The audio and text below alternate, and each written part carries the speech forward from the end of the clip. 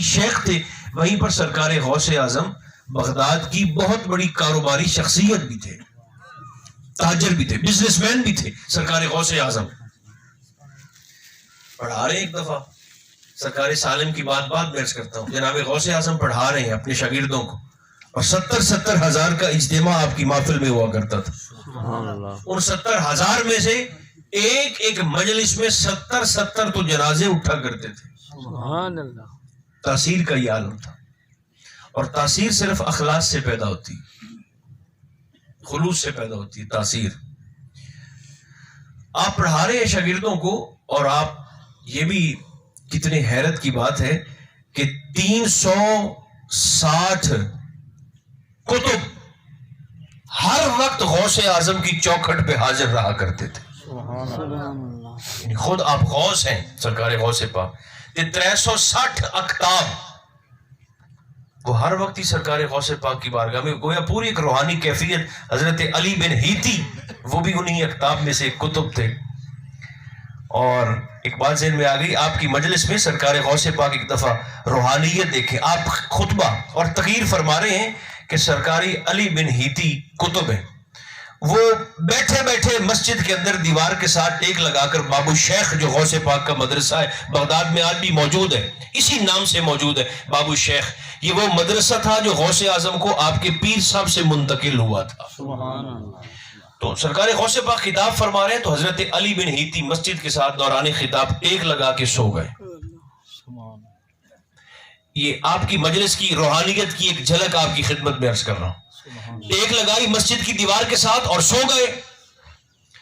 حضور غوث پاک نے اچانک تقریر چھوڑی، ممبر بھی چھوڑا، نیچے اترے، اور علی بن ہیتی آرام سے سو رہے ہیں، اور سرکار غوث پاک ان کے پاس جا کر ہاتھ باندھ کر کھڑے ہو گئے۔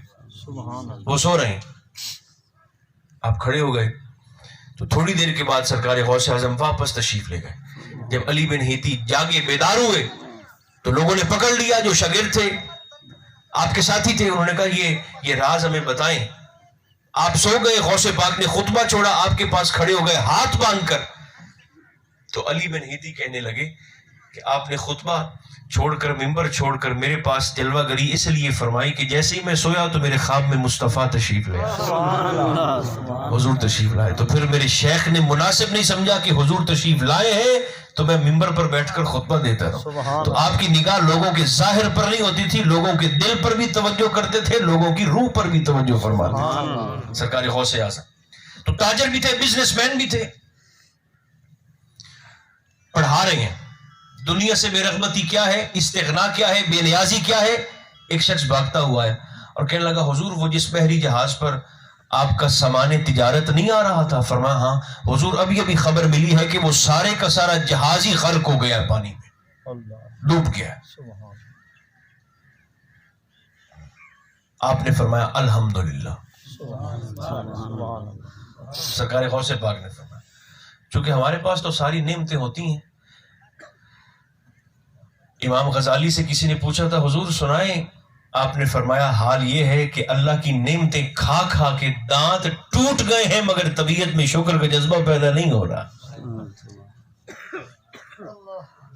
نعمتیں کھا کھا کے دانت ٹوٹ گئے مگر اللہ کا شکر نہیں، شکوہ ہی شکوہ ہے۔ اگر کوئی حال پوچھتا بھی ہے کیا حال ہے تو یہاں سے کہہ دیتے ہیں الحمدللہ، دل میں شکووں کا ڈھیر لگا ہوا ہے۔ ایسا نہیں ہے، لَإِن شَكَرْتُمْ لَأَزِيدَنَّكُمْ، اللہ فرماتا ہے تم شکر کر کے دیکھو تمہیں اور نوازتا جاؤں گا، اتنا عطا کروں گا تم سے سوالا ہی نہیں جائے گا۔ تو اس نے کہا حضور سارا جہاز آپ کا مال کا ڈوب گیا۔ آپ نے فرمایا الحمدللہ، پورا جہاز۔ وہ چلا گیا۔ تھوڑی دیر کے بعد وہی شخص بھاگتا ہوا پھر آیا، اس نے کہا آقا وہ جو جہاز کے ڈوبنے کی خبر تھی نا حضور وہ غلط نکلی ہے، آپ کا جہاز بالکل خیریت سے بندرگاہ پہ لنگر انداز ہو چکا ہے، پہنچ چکا ہے آپ کا مال۔ آپ نے دوسری بار فرمایا الحمدللہ۔ وہ چلا گیا تو وہ جو شاگرد بیٹھے تھے ان میں کچھ لاڈلے بھی تھے، انہوں نے کہا حضور نقصان کی خبر ملی ہے تو بھی اللہ کا شکر ادا کیا الحمدللہ، خوشی کی خبر ملی، نقصان سے بچنے کی اطلاع ملی، پھر بھی آپ نے کہا الحمدللہ، وجہ کیا ہے؟ آپ نے فرمایا یار سارے ذرا مجھے بتاؤ، شاگردوں سے کہا کہ دونوں دفعہ الحمدللہ کہتے ہوئے نقصان پر اور خوشی پر غوث پاک نے فرمایا تم نے میرے چہرے کے تاثرات میں کوئی تبدیلی تو نہیں دیکھی کہ تکلیف کے وقت میرا چہرہ اور تھا، خوشی کے وقت میرا چہرہ اور تھا؟ انہوں نے کہا نہیں حضور، آپ کے چہرے پاک کے تاثرات یکساں تھے، ہم نے کوئی فرق محسوس نہیں کیا۔ آپ نے تیسری بار پھر فرمایا الحمدللہ۔ لوگوں نے کہا حضور اب کیا ہوا؟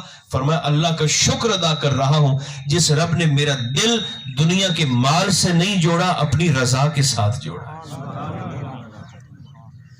یہ سرکار غوث اعظم کی تعلیمات کا ایک پہلو ہے۔ اب جناب سالم کی بات عرض کرتا ہوں، اس کے بعد انشاءاللہ پھر اجازت۔ یہ سرکار فاروق اعظم کے پوتے ہیں حضرت سالم۔ مگر ہوا کیا، ایک دن صحن کعبہ میں تشریف لائے طواف کرنے کے لیے،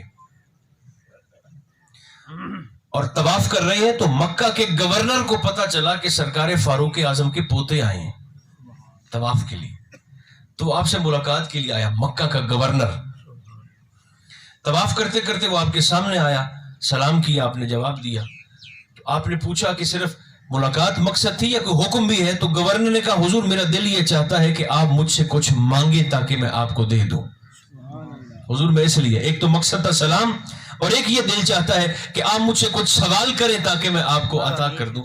آپ کے چہرے پاک پر جلال کی سرخی آئی، اور آپ نے گورنر سے مخاطب ہو کر فرمایا تو بڑا بے وقوف ہے۔ صحن کعبہ، حرم کعبہ میں فرمایا تجھے کس نے مکہ کا گورنر بنا دیا ہے؟ اس نے کہا حضور کیا ہوا؟ فرمایا میں اللہ کے گھر میں کھڑا ہو کر بھی بندوں سے سوال کروں گا۔ مزاب رحمت سامنے ہے، حتیم سامنے ہے، ملتزم سامنے ہے، حاجر سامنے ہے، مقام سامنے ہے، صفا مروہ کی پہاڑیاں سامنے ہیں۔ اللہ کے گھر میں کھڑا ہو کر بھی میں اس کی مخلوق سے مانگوں گا، بندوں سے سوال کروں گا؟ فرمایا تو بڑا احمق ہے۔ وہ کچھ شرمندہ بھی ہوا کہ بات تو آپ ٹھیک فرما رہے ہیں۔ اس نے کہا حضور چلیں آپ طواف جلدی سے مکمل کر لیں، میں باہر جا کر آپ کا انتظار کرتا ہوں، باہر کھڑا ہو کر۔ وہ چلا گیا، آپ نے طواف مکمل کیا، باہر نکلے تو گورنر صاحب پھر کھڑے سامنے آیا۔ اس نے کہا جی میں اب گزارش یہ کر رہا ہوں کہ اب تو رب کا گھر سامنے نہیں نہ ہے، اندر رہ گیا، اب تو باہر آ گئے، تو حضور اب میرا دل چاہتا ہے کہ آپ مجھ سے کچھ مانگ لیں، سوال کر لیں تاکہ میں آپ کو دے دوں۔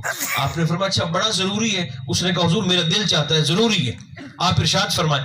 تو آپ نے مسکرا کر فرمایا اچھا پھر یہ بتاؤ کہ تجھ سے دین مانگوں یا دنیا مانگوں؟ کس شے کا سوال کروں، دین کا یا دنیا کا؟ تو اس نے کہا حضور دین تو سارا آپ کے پاس ہے، آپ مجھ سے آ کر کسی دنیا کی کسی شے کا سوال کر لیں، دنیا کی کوئی شے مانگ لیں۔ آپ مسکرا کے چل پڑے۔ اس نے کہا حضور اب کیا ہوا؟ کیا خوبصورت جملہ ہے۔ آپ نے فرمایا بھائی دیکھو دنیا تو آج تک میں نے دنیا بنانے والے سے نہیں مانگی، تجھ سے خاک مانگوں گا؟ دنیا کی کسی نعمت کا سوال تو فرمایا میں نے آج تک اپنے مولا سے نہیں کیا، میں دنیا تجھ سے کیا مانگوں گا؟ وَمَا الْحَيَاةُ الدُّنْيَا إِلَّا مَتَاعُ الْغُرُورِ۔ اللہ فرماتا ہے لوگوں دنیا کی زندگی سوائے دجل کے، سوائے فریب کے اور سوائے دھوکے کے کچھ نہیں۔ اس بات میں بھی کوئی شک نہیں کہ جتنی زندگی گزر چکی ہے اتنی باقی نہیں رہتی۔ اگر 40 سال 45 سال 50 سال گزر چکے ہیں تو اتنے سال باقی نہیں رہتے۔ بہتر یہی ہے کہ میں اور آپ اس دھوکے سے جتنا جلدی ہو، جتنا ممکن ہو یہاں سے نکل آئیں، آپس میں اخلاص کا معاملہ کریں، خلوص کے ساتھ۔ دیکھیں نا آپ کو کیا لگے کہ میں کتنی نمازیں پڑھتا ہوں، مجھے کیا لگے آپ اشراق کے، چاشت کے، اوابین کے، تہجد کے نفل پڑھتے ہیں کہ نہیں پڑھتے، ہماری نمازوں سے، ہماری عبادتوں سے ایک دوسرے کو کیا فائدہ؟ دیکھا صرف یہ جائے گا کہ جب ہم آپس میں ملاقات کرتے ہیں تو ہماری ملاقات میں خلوص کتنا ہے، سبحان اللہ، کتنے اخلاص کے ساتھ ہم ایک دوسرے کے ساتھ معاملہ کرتے ہیں۔ اصل میں گڑبڑ پیدا یہیں سے ہوتی ہے جب ہم یہ سمجھنا شروع کر دیتے ہیں کہ میرا دین تو مجھے صرف مصلی کے ساتھ باندھنا چاہتا ہے، مسجد میں قید کرنا چاہتا ہے۔ یاد رکھیں اسلام معاملات کا دین ہے، معاملات کا۔ نمازیں اپنی تربیت کے لیے، عبادت اپنی تربیت کے لیے ہے، اور 24 گھنٹوں میں سے اگر نماز پنجگانہ کا وقت نکال دیں تو کوئی 40-45 منٹ بنتے ہوں گے 5 نمازوں، تو باقی 21 گھنٹے 21.5 گھنٹے 23 گھنٹے ہم نے کیا کرنا ہے؟ اسلام معاملات کا دین ہے. وہ مجھے اور آپ کو ایک دوسرے سے حسن سلوک کرتا ہوا دیکھنا چاہتا ہے, اخلاص کا معاملہ, احسان کا معاملہ کرتا ہوا دیکھنا چاہتا ہے. اور اللہ کو اپنے بندوں سے بڑا پیار ہے. دل بدستاور کے حج اکبر است, آخری جملے میرے, از ہزارہ کعبہ یک دل بہتر است. فرمایا بندہ مومن کے دل کو راضی کر دینا, مکہ جانے کی حاجت بھی نہیں ہے, اللہ گھر بیٹھے مقبول حج اکبر کا ثواب عطا فرما دیتا ہے.